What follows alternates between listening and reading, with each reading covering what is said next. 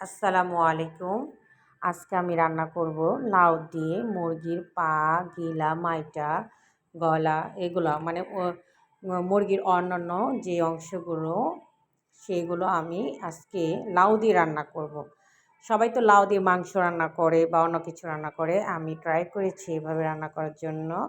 এই যে আমি প্রথমে গরম তেলে পেঁয়াজ, রসুনের কুচি এবং এলাচ, দারচিনি সবকিছু দিয়ে ভালো করে ভেজে নেব।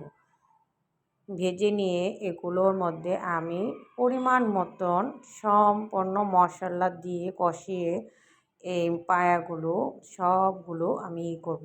আমি প্রথমে কিন্তু এখানে কলিজাগুলো হালকা সিদ্ধ দিয়ে নিয়েছি, কারণ কলিজাগুলো একটা হালকা ময়লা বের হয়, সেটা পরিষ্কার করে নিয়ে ভালো। এখানে আমি সমস্ত উপকরণ দিয়ে কষিয়ে নিয়েছি।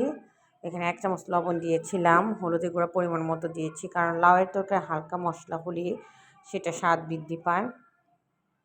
আমি তাই চেষ্টা করেছি। আপনারা রান্না করে খেতে পারেন, এভাবে দেখতে পারেন কেমন হয়। সবাই তো একই রকম খাবার খায়, একটু ভিন্ন রকম খেলে কেমন না হয়। তারপর আমি ওই পাগুলোর সাথে লাউ আর আলু দিয়ে কষিয়ে নেব একসাথে, কারণ লাউয়ে প্রচুর পরিমাণ পানি পড়ে। ওই পানিতেই এই লাউও কষানো হয়ে যাবে, আমার কলিজা মাইটাগুলোও কষানো হয়ে যাবে।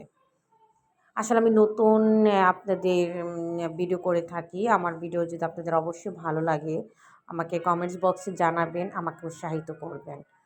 আর মানুষের ভুল ত্রুটি দিয়েই হয়। আমি আসলে নতুন হিসেবে আমার কাছে আমি চেষ্টা করছি।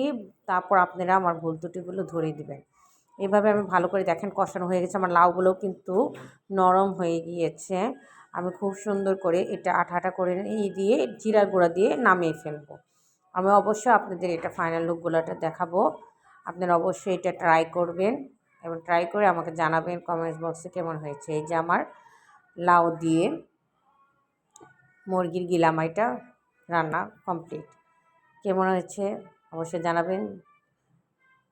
ধন্যবাদ সবাইকে। আমার ভিডিও অবশ্যই দেখবেন আপনারা।